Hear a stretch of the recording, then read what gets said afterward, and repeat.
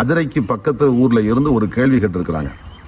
எங்க ஊர்ல ரமலான்ல வெள்ளிக்கிழமை மட்டும் பெண்களுக்கு விசேஷமான முறையில பள்ளிவாசலுக்கு அழைப்பு கொடுத்து தஸ்பீஹ் தொழுகையை ஜமாஅத்தாக நடத்துறாங்க.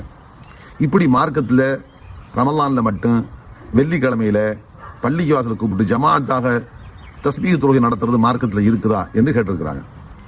சகோதரர்களை இங்க விளங்கிக்கிறேன்னு, நபி ஸல்லல்லாஹு அலைஹி வஸல்லம் 23 ஆண்டுகள் நபியாக இருந்தாங்க. 40 வயசுல நபியாக ஆகி 63 வஃபாத் ஆகிறாங்க. 23 ஆண்டுகள் நபித்துவ வாழ்க்கை. இந்த 23 ஆண்டுகள்ல ஒரு வெள்ளிக்கிழமை கூட பெண்களை எல்லாம் பள்ளிவாசலுக்கு வர சொல்லி நீங்களாம் ஜமாத்தாக நம்ம தஸ்பீஹ் தொழுக போறோம் வாங்க என்று கூப்பிட்டு தொழுக வச்சதாக சரித்திரமே இல்லை. அதுக்கு பின்னால் வந்த ஹலீஃபாக்களுடைய ஆட்சியை நடக்கல. எந்த ஒரு நிகழ்ச்சி நடந்ததாகவும் சரித்திரத்தை பார்க்க முடியவே இல்லை. இன்னும் சொல்ல போனா தஸ்பீஹ் தொழுகை விஷயத்தில் அறிஞர்களுக்கு மத்தியில் கருத்து வேறுபாடு கூட இருக்குது.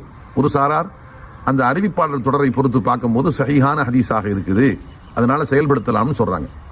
ஆனா சற்றும் தரத்துல குறையாத இன்னும் ஒரு சாரார் சொல்றாங்க அது தரத்துல சரியான இதாக இருந்தாலும் கருத்தை வச்சு பார்க்க போகும்போது இந்த நபி ஸல்லல்லாஹு அலைஹி வஸல்லம் வாழ்நாள்ல ஒரு முறை கூட தொழுததாக வரல, வேற எந்த சஹாபியும் தொழுததாக வரல, இந்த செய்தி மட்டும்தான் சொல்லப்பட்டிருக்குது, அதனால இது அவ்வளவு பொருத்தமானதாக இல்லைன்னு விமர்சனம் பண்றாங்க. இப்படி இருக்க போகும்போது வெள்ளிக்கிழமை பெண்களை பூர்வமா பள்ளிவாசலுக்கு கூப்பிடுறதே இல்லை. ஐவேளை தொழுகைக்கு வராமல் இருந்துச்சு, ஆனாலும் சில காலத்தினுடைய சூழ்நிலைகளை அனுசரித்து தவிர்க்கப்படுது. பெண்களை பொறுத்த மட்டும் மார்க்கம் சொல்லுது வபுயூத்துஹுன்ன கைருன் லஹுன்ன, வீடுகள் தான் அவர்களுக்கு சிறந்த வணக்கத்தலம் சொல்லுது மார்க்கம். அப்ப வீடுகள் தான் சிறந்த வணக்கத்தலம் சொல்லும்போது ஆண்களை பொறுத்த மட்டும் வீட்டை விட பள்ளி சிறந்தது, பெண்களுக்கு பள்ளியை விட வீடு சிறந்தது. இந்த நிலையில பெண்களை பள்ளிவாசலுக்கு கொண்டு வந்து ஜமாத்தாக தொழுக வைக்கிறது முழுக்க முழுக்க மார்க்கத்தினுடைய பார்வையில முரணான ஒரு செயல்.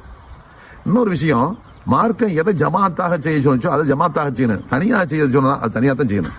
தனியா சொன்னது ஜமாத்தாக மாத்துறது, ஜமாத்தாக சொன்னது தனியா மாத்துறது மார்க்கத்துக்கு புறம்பானது. அந்த அடிப்படையிலேயே இந்த தொழுகை உண்டு என்று ஏற்றுக்கொண்ட மக்கள் கூட ஜமாத்தாக சொல்லவே இல்லை. அதனால கண்டிப்பாக இதை தவிர்க்க வேண்டும்.